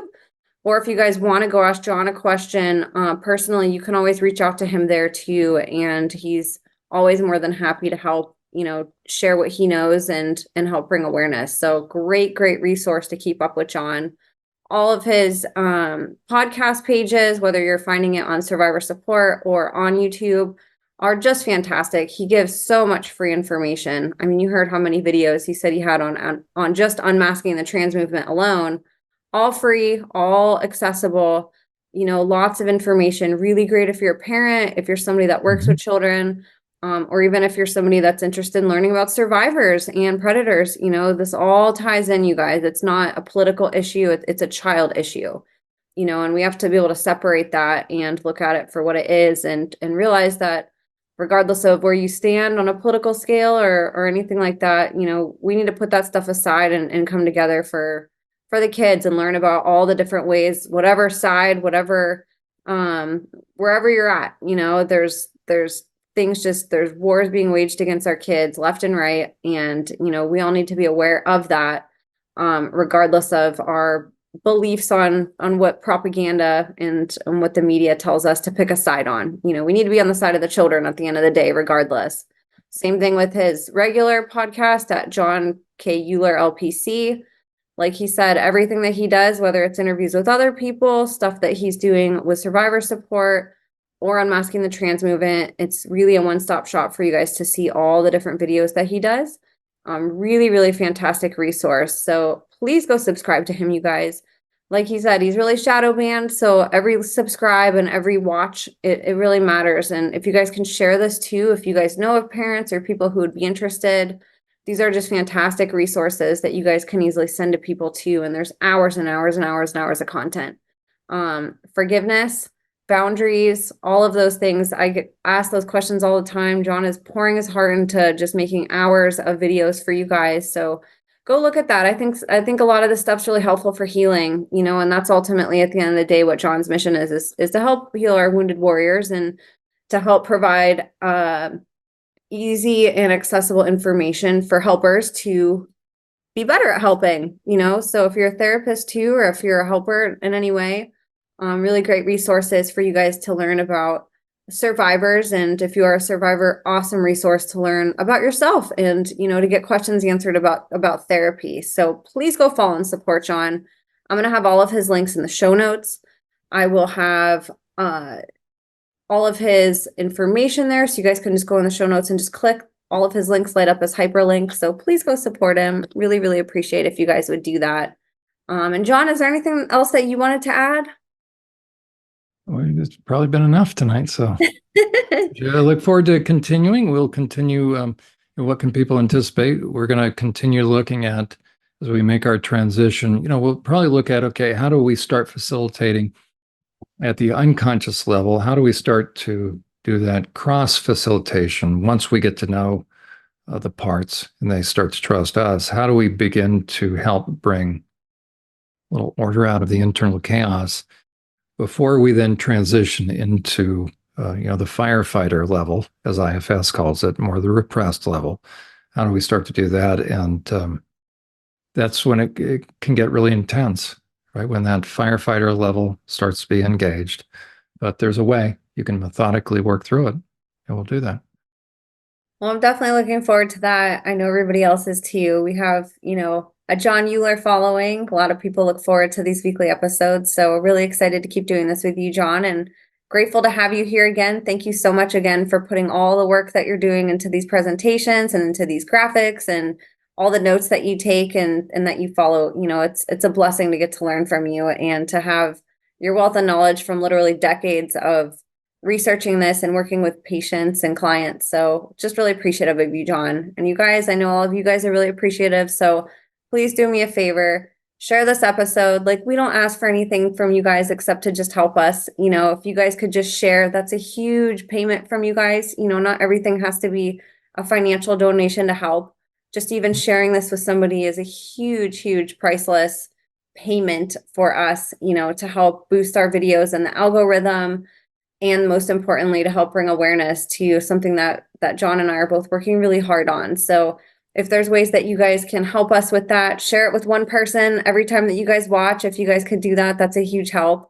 Go subscribe to all of Jon's YouTube pages. Go follow him. Go watch all of his videos on SurvivorSupport.net. I'll have all my notes in the show notes too, you guys. It's such a blessing to have all of your guys' support. It really warms my heart how much you guys just support and go so hard for survivors and for people helping them like Jon. That's what we need to do, is be their army and stand behind them and validate them, and we're really lucky to have therapists and professionals like Jon, who are the rarities, willing to step out and be on the forefront, helping educate us. So please go support him again, you guys. God bless you all. Thank you so much for tuning in, and we'll see you next time.